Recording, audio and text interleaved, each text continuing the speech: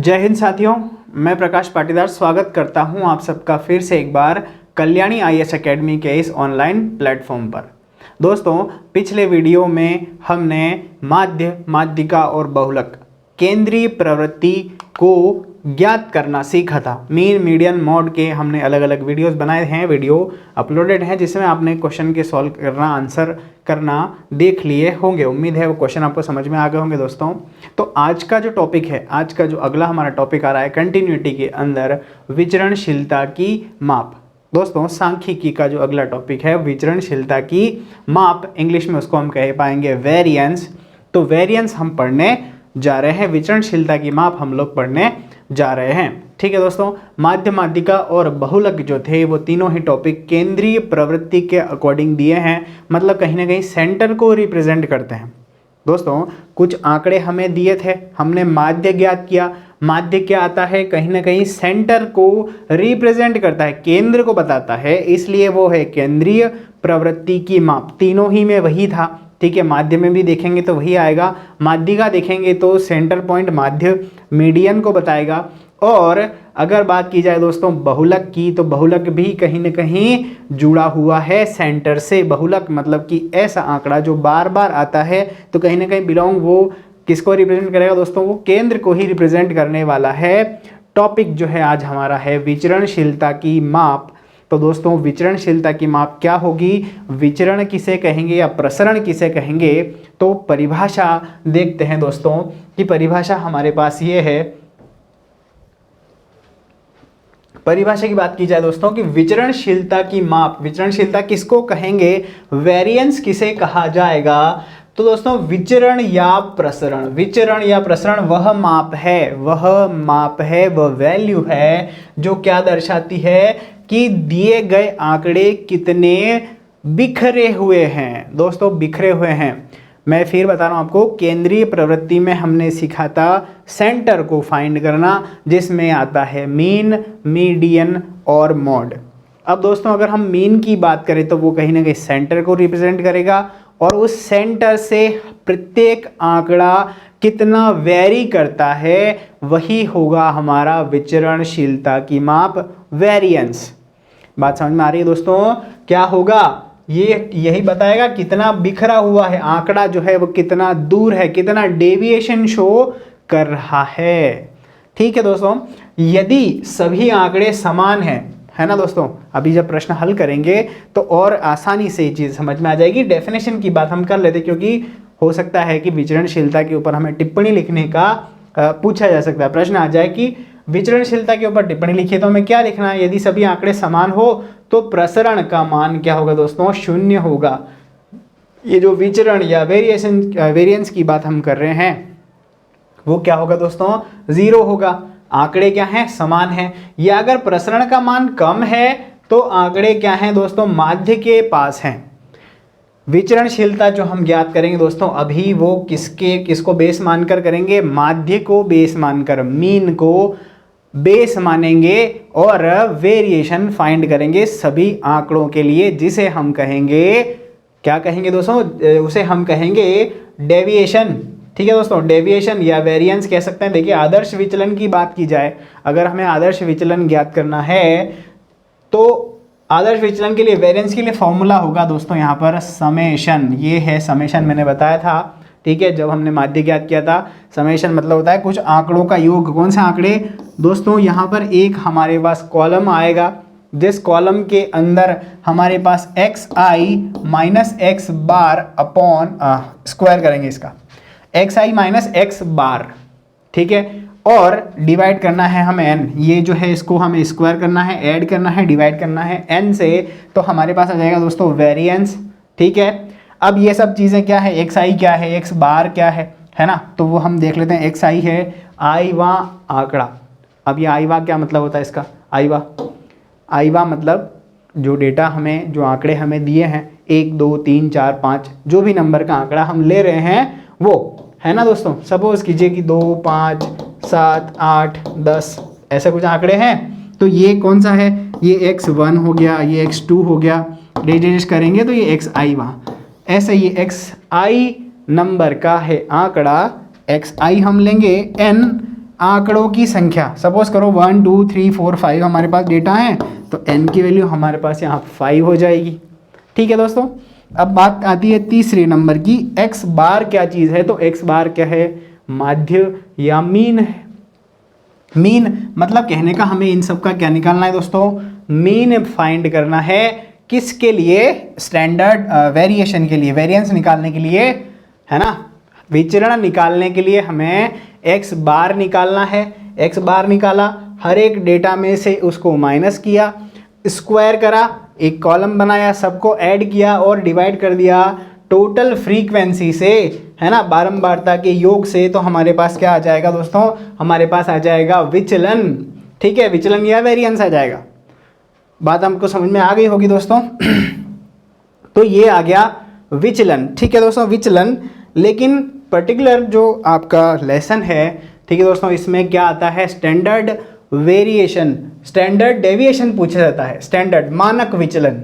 ठीक है दोस्तों, मानक विचलन पूछने की उम्मीद क्या है? सबसे ज़्यादा है, प्रोबेबिलिटी इसकी ज़्यादा है। तो उसे रिप्रेजेंट कैसे करेंगे दोस्तों? ये है सिग्मा। सिग्मा से हम स्टैंडर्ड डेविएशन को क्या करेंगे? रिप्रेजेंट करेंगे, सबसे पहली बात। अब उसके अंदर फॉर्मूला क्या चेंज होगा दोस्तों? देखिए, फॉर्मूला वही है जो हमने क्या निकाला था? विचलन निकाला था, वही है समेशन xi माइनस x बार का स्क्वायर बटे में n। और अभी इसका क्या करना है दोस्तों? स्क्वायर रूट हमें फाइंड करना है। बस इतना ही करेंगे तो क्या हो जाएगा दोस्तों? हमारे पास आ जाएगा सिग्मा। ठीक है, जो कि होगा standard variation, standard deviation, sorry not variation, standard deviation. Variation है ये, इसलिए डेविएशन बार बार आ रहा है मुंह पर। ठीक है, अगर रेंज की बात की जाए दोस्तों, देखिए एक चीज़ और यहाँ पर है, कुछ आंकड़े हमें दिए हैं और बोला गया है कि इसकी रेंज या प्रसार बताइए, है ना। जैसे कि 2 2 3 9 10 12 21, कुछ इस तरीके से डेटा आंकड़े हमें दिए हैं और कहा गया है कि प्रसार बताइए, दिए गए आंकड़ों का प्रसार बताइए। तो दोस्तों, दिए गए आंकड़ों का प्रसार हम कैसे ज्ञात करेंगे? सबसे पहले तो जो सबसे मैक्सिमम नंबर है वो लिखिए, उसमें से सबसे मिनिमम नंबर को कर दीजिए माइनस, सबसे बड़े में से सबसे छोटा आंकड़ा घटा लीजिए, तो हमारे पास आ जाएगा प्रसार। मतलब कि आंकड़े कितने फैले हुए हैं, कितना इसका रेंज है, कितने आंकड़े फैले हुए हैं, ये हो जाएगा प्रसार। मान लिया टेस्ट लिया है, बच्चे के नंबर आए हैं 10, सबसे कम आए हैं 10 और मैक्सिमम आए हैं 99, तो प्रसार कितना हो गया दोस्तों? 99 में से 10 माइनस करने से 89 का इतना वेरिएशन आ गया है, इतना प्रसार है, इतना प्रसारित है ये डाटा। ठीक है दोस्तों, मतलब नंबर के कहाँ से कहाँ तक?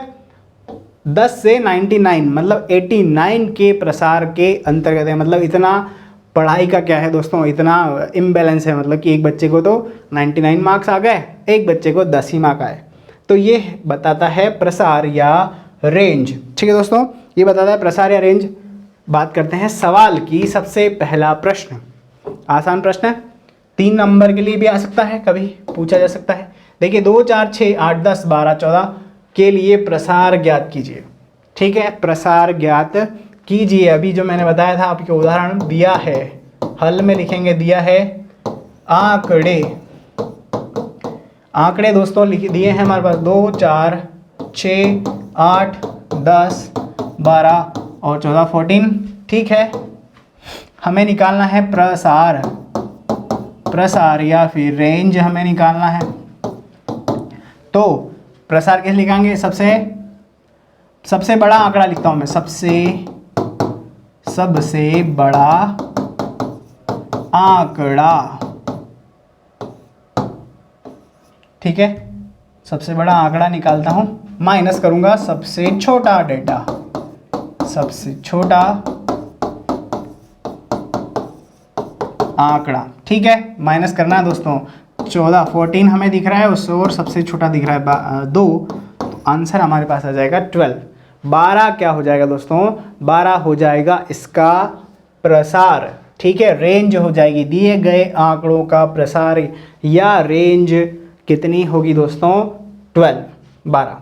ठीक है दोस्तों, ये रहा प्रश्न क्रमांक 2 हमारे पास। दी गई संख्याओं 4 6 10 16 25, 35 के लिए मानक विचलन स्टैंडर्ड डेविएशन सिग्मा क्या होगा हमें फाइंड करना है दोस्तों, सिग्मा। ठीक है, तो हल दी गई, लिखेंगे इसके अंदर दी गई संख्याएं,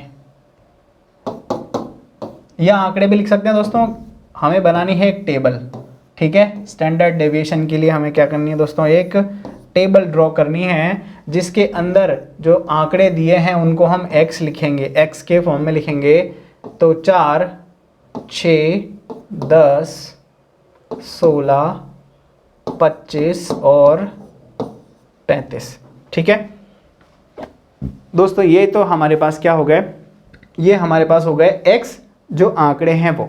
ठीक है, अभी हमने सूत्र अगर डिस्कस किया था, सूत्र देखा था, उसके अंदर दोस्तों क्या था, अंडर रूट में हमारे पास था summation x i minus x bar square upon n, कुछ इस तरीके की चीज़ें थी, ये सूत्र था।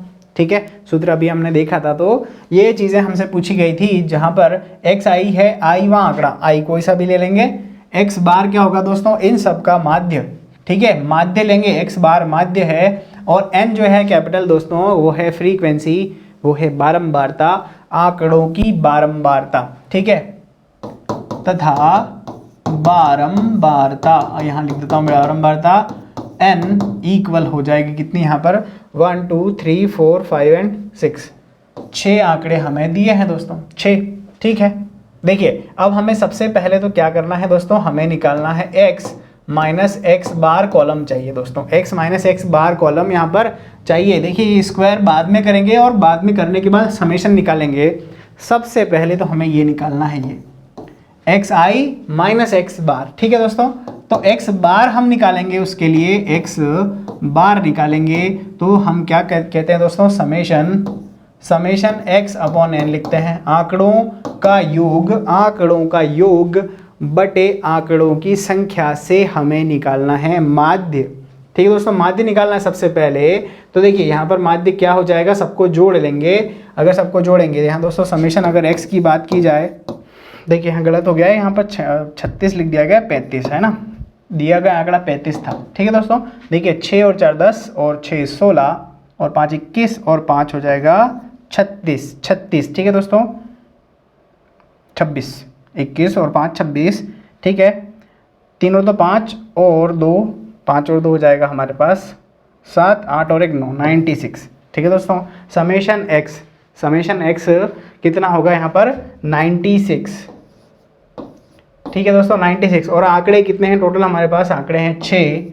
ठीक है, भाग देने पर हमारे पास यहाँ पर बचेगा दोस्तों 6 एकम 6, 6 36 16।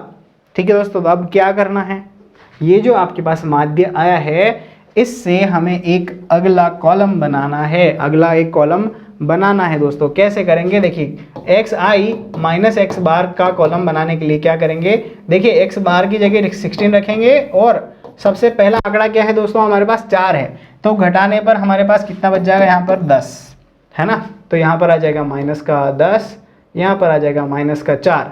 क्या किया है दोस्तों, यहाँ पर रखा है 16, यहाँ पर रखा है 4, फिर रखा है 6, फिर अगर 10 रखते हैं तो नहीं, 16 में से 4 गए तो 12। ठीक है दोस्तों, और यहाँ पर आ जाएगा 10, यहाँ पर आ जाएगा 6, यहाँ पर आएगा 0, यहाँ पर आएगा 9 और यहाँ पर आ जाएगा 19। ठीक है दोस्तों, बात को समझ में आ गया होगी। क्या करना है, एक्स आई की जगह ये सारे आंकड़े रखने हैं और एक्स बार को करना है माइनस। ठीक है, माध्य से हम क्या निकाल रहे हैं दोस्तों, स्टैंडर्ड डेविएशन को फाइंड कर रहे हैं।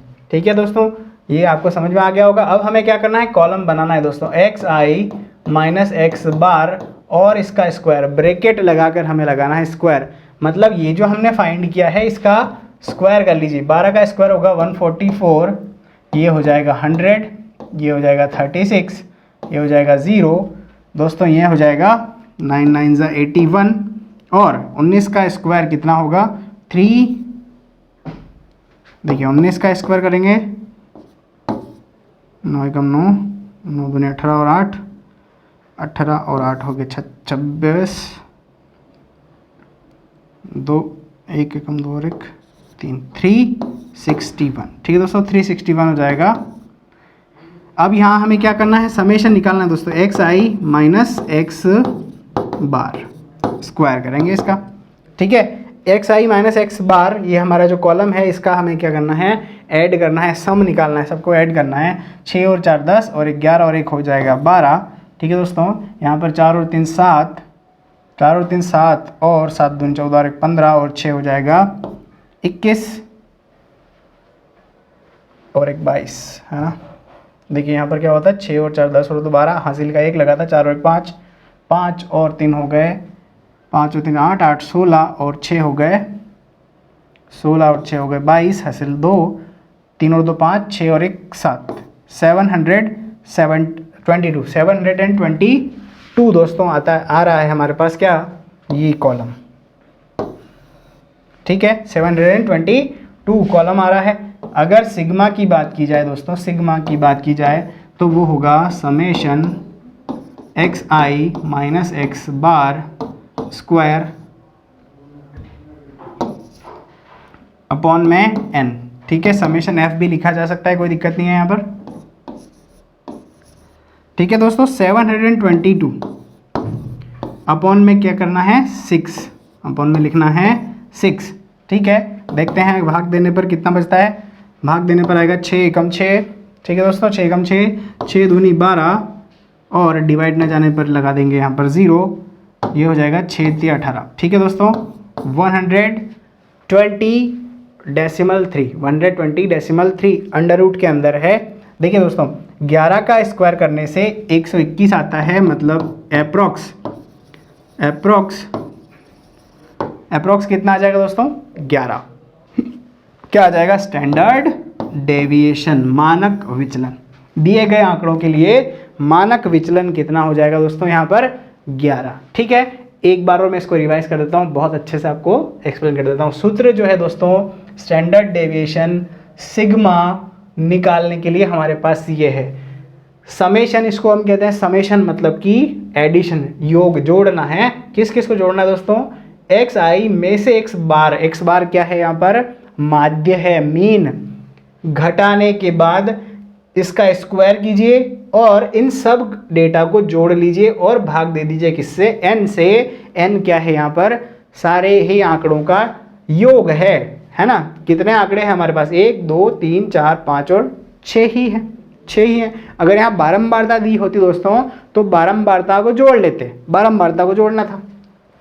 ठीक है, देखिए अब हमें क्या करना है, हमने सबसे पहले निकालना था एक्स बार, मतलब कि माध्य निकालना था। माध्य निकालना है तो जितने भी एक्स हैं उनको जोड़ लीजिए और भाग दे दीजिए 6 से। ठीक है, तो हमारे पास आता है 16, मतलब 16 क्या है, माध्य है। अब माध्य को करना है माइनस, एक्स में से माध्य माइनस करके एक कॉलम बना लीजिए।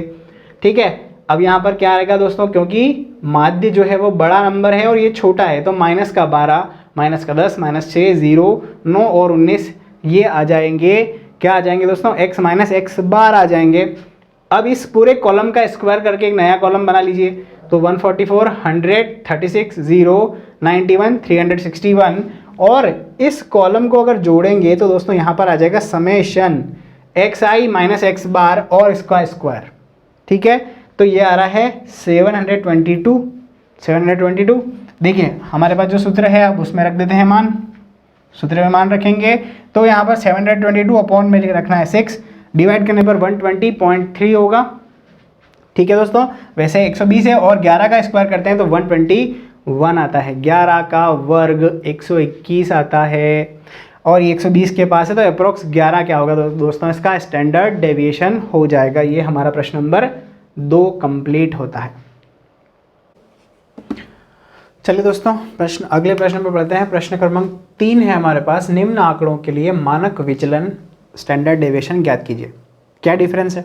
ठीक है दोस्तों, सिंपल आपको डेटा पिछली बार दिया था प्रश्न क्रमांक 2 के अंदर। प्रश्न क्रमांक 3 में जो संख्याएं दी है उनकी अब हमें दी है दोस्तों बारंबारता। ठीक है, बारंबारता दी है। अब बारंबारता के आधार पर हमें क्या करना है, इस तरीके के सवाल का क्या करके निकालना है, स्टैंडर्ड डेविएशन। तो दोस्तों बारंबारता का फॉर्मूला हमने नहीं देखा था। ठीक है, बारंबारता का फॉर्मूला नहीं देखा था, मैं आपको बता देता हूँ। बारंबारता का फॉर्मूला होता है कुछ इस तरीके से, देखिए अंडर रूट के अंदर समेशन, देखिए एक्स आई minus x bar square upon N, ये हमने देख लिया है, यही फॉर्मूला था। क्या करना है इसके अंदर, सिर्फ बढ़ाना है एफ, ठीक है, बारंबारता, इतना ही करना है, इतना ही करना है। लेकिन थोड़ा टिपिकल है, थोड़ा अपने को क्या करना है, थोड़ा ध्यान रखना है दोस्तों। इस सूत्र को ध्यान रखते हुए हमें सबसे पहले तो निकालना है एक्स बार। क्या निकालना है दोस्तों, एक्स बार, मतलब कि हमें निकालना है दोस्तों माध्य, और वो माध्य होता ही है summation F X upon N, मतलब हमें ये जो फ्रीक्वेंसी है इसमें x का गुणा करके बनाना है एक अगला कॉलम, ठीक है दोस्तों। माध्य, हमने जब माध्य देखा था, माध्य अच्छे से करना सीख लिया था, उम्मीद आपको पता होगा, नहीं पता है तो रिवाइज हो जाएगा दोस्तों, हमारे को माध्य का ज्ञात करना रिवाइज हो जाएगा। यहाँ पर क्या होगा, देखो दोस्तों, यहाँ पर एफ एक्स, ये जो समेशन है दोस्तों, ये इस f और x के गुणा करने के बाद जो कॉलम बन रहा है उसका समेशन है, ठीक है ना, ये चीज़ हम जानते ही हैं। तो सबसे पहला कॉलम, टेबल थोड़ा बड़ा बनेगा दोस्तों, ध्यान रखें, एफ एक्स निकालेंगे, एफ का एक्स में गुणा करके एक कॉलम बना लीजिए, ठीक है। तो 4 का 1 में गुणा करने से 4, 6 दूनी हो जाएगा 12, 8 तिया 24, ठीक है, 50, 10 का 5 में गुणा करने से 50, 12 तिया 36, 14 दूना 28 और 16 एकम 16, ठीक है दोस्तों। तो यहाँ पर देखिए, मैं इसको मिटा देता हूँ, थोड़ा इरेज कर देता हूँ। यहाँ पर समेशन एफ एक्स, ठीक है, जो कॉलम बना है उसका सम है ना, उसका सम देखते हैं। देखिए 4 और 2 6 और 4 10 और 6 16 और 8 हो जाएंगे हमारे पास 24 और 6 हो जाएगा 30, ठीक है दोस्तों। 30 0 लगा देंगे, 3 और 1 4 और 2 6, 6 और 3 9 और 5 14 और 2 कितने होते हैं यहाँ पर 16 और 1 17, 17। और दोस्तों यहाँ पर समेशन अगर f या n की बात की जाए, है ना दोस्तों, ये है 17 है ये। तो इससे हमें क्या मिल जाएगा दोस्तों, यहाँ से हमें मिल जाएगा हमारा x बार, है ना दोस्तों। x बार कितना हो जाएगा, यहाँ पर x बार हो जाएगा 10। सबसे पहला टास्क जो होगा वो x बार निकालना है दोस्तों, माध्य निकालना है ना। मीन डेविएशन हम निकाल रहे हैं, स्टैंडर्ड डेविएशन निकाल रहे हैं थ्रू मीन। तो मीन तो हमें पता करना ही है सबसे पहले, ये हमने मीन पता किया है। अब मीन पता कर लिया है दोस्तों, तो जो कॉलम बनाना है वो है x माइनस एक्स बार, इसको एक्स आई भी लिख सकते हैं, कोई दिक्कत नहीं है, x लिखेंगे तो भी चल जाएगा, ठीक है। x माइनस एक्स बार, x कितना निकला है दोस्तों, x बार यहाँ पर निकला है मेरे पास 10। x कहाँ है, ये रहा x का कॉलम, माइनस करते जाइए और लिखते जाइए, ठीक है। 4 में से 10 को घटाने पर 6 बचेगा, लेकिन माइनस का बचेगा दोस्तों, है ना, क्योंकि 10 बड़ा है, 4 छोटा नंबर है। 6 में से 10 घटाऊंगा तो माइनस का 4 होगा, 8 में से घटाऊंगा तो 2 आएगा, 10 में से घटाऊंगा तो 0 आ जाएगा, 12 में से घटाऊंगा तो आएगा प्लस का 2, ठीक है दोस्तों। यहाँ 14 में से घटाऊंगा 10 तो आएगा 4 और यहाँ पर आ जाएगा 6, ठीक है दोस्तों। कॉलम समझ में आपको आ गया होगा, ठीक है दोस्तों। देखिए क्या करना था, x माइनस एक्स बार निकालना था, x बार निकाल लिया, x सारे कॉलम में से x बार को घटाते जाइए, नया कॉलम बना लीजिए। अगला जो स्टेप है दोस्तों, x माइनस एक्स बार का स्क्वायर, एक्स आई है यहाँ, है ना, एक्स आई स्क्वायर, ठीक है दोस्तों। क्या करेंगे, स्क्वायर कर देंगे, ये कॉलम है इसका स्क्वायर करते जाइए, 36 6 36। अब ये क्या होगा, ये नंबर प्लस का हो जाएगा, फायदा हो जाएगा, ये नंबर हो जाएगा प्लस का। अब यहाँ हो जाएगा 4 चौक 16, 2 दूनी 4, ठीक है दोस्तों, 0 ये 4 ये 16 और ये हो जाएगा 36, ठीक है दोस्तों। अब एक टास्क और है यहाँ, अभी यहाँ पर कंप्लीट नहीं पहुँचे हैं हम। अभी हमें क्या करना दोस्तों, इस x माइनस एक्स स्क्वायर में f का मल्टीप्लाई करना दोस्तों, फ्रीक्वेंसी का, ठीक है। फ्रीक्वेंसी कहाँ है, ये रही बारंबारता, इन दोनों का गुणा कीजिए, f एक्स आई माइनस एक्स बार स्क्वायर, गुणा करते जाइए और लिखते जाइए। 36 का 1 में गुणा करने से 36 होगा, 16 का 2 में गुणा करने पर 32, 4 का 3 में 24, ठीक है, 4 तिया 12 नॉट 24, है ना, 4 तिया 12, 5 का 0 में 0, ठीक है, 3 का 4 में 12, 16 का 32 और यहाँ पर दोस्तों 636 था, मैंने 30 लिख दिया। 636 था, है ना, स्क्वायर 36 था, 36 का 1 में गुणा करने से 36। और अगर देखें दोस्तों यहाँ पर समेशन मुझे लिखना है एफ एक्स आई माइनस एक्स बार स्क्वायर। तो अगर इसकी बात अगर करेंगे, सबको ऐड करते हैं दोस्तों, सबको ऐड करते हैं। 6 और 4 10 और 10 हो जाएगा 20, 2 3 और 2 5 और 4 9 और यहाँ पर 9 और ये कितना है यहाँ पर 9 और 7 16 है। ठीक है दोस्तों, 160। ठीक है, आंसर तो हो सकता है कि बहुत आसानी से आ जाए, लेकिन थोड़ा कैलकुलेशन का ही प्रॉब्लम है दोस्तों। कॉलम बनाना है, मल्टीप्लाई करना है, ऐड करना है। ठीक है, तो हम अब पहुंचने वाले हैं दोस्तों। देखिए, इसलिए सिग्मा, ठीक है, इसलिए सिग्मा क्या होगा, अंडर रूट 160 में डिवाइड करना है दोस्तों 17 से, है ना, यही है वैल्यूज़, यही वैल्यूज़ है। देखिए यहाँ पर ये है 160 और ये वैल्यू है 17। ठीक है दोस्तों, देखिए 17 तो ये हो जाएगा स्क्वायर रूट ऑफ 9.41, है ना दोस्तों, 9.141। और अगर इसका स्क्वायर रूट करेंगे तो अप्रोक्सीमेटली 3.24 अप्रोक्स आंसर इसका ये आएगा सिग्मा का। ठीक है दोस्तों, अंडर रूट निकालने के बाद 3.24 इस तरीके से कुछ नंबर आएगा 3 के आसपास। ठीक है, डेसिमल के बाद थोड़ा ऊपर नीचे होता है, चल जाता है, कोई दिक्कत नहीं है। डेसिमल से पहले हमें आंसर को परफेक्टली शो करना है, देना है दोस्तों। 5 अंक के लिए ये प्रश्न पूछा जा सकता है, एक बार और मैं रिवाइज करवा देता हूँ दोस्तों। ठीक है, जो सबसे सेकेंड क्वेश्चन हमने किया था उसमें हमारे पास कुछ आंकड़े संख्याएं थी, बारंबारता नहीं थी, तो हमने क्या किया था, डायरेक्ट निकाल लिया था माध्य, माइनस करके कॉलम बना लिया था और सबको ऐड करके डिवाइड कर दिया था फ्रीक्वेंसी से। ठीक है दोस्तों, इस समय क्या करना है, हमें फ्रीक्वेंसी दी है, बारंबारता दी है, तो सूत्र हो जाएगा अलग। सूत्र ये लगेगा इस बार।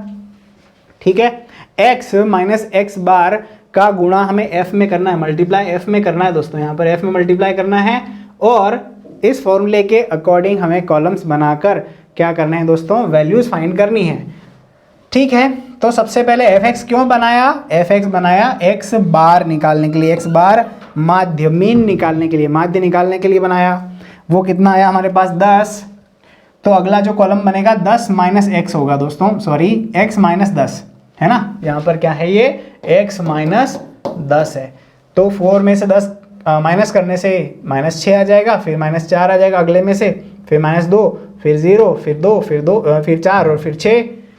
इस तरीके से कॉलम बना हमारे पास x माइनस एक्स बार।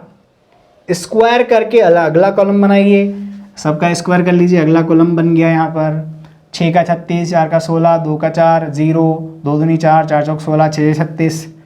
अब ये जो आया है दोस्तों स्क्वायर कॉलम, इसमें बारंबारता से मल्टीप्लाई करके अलग कॉलम बनाइए।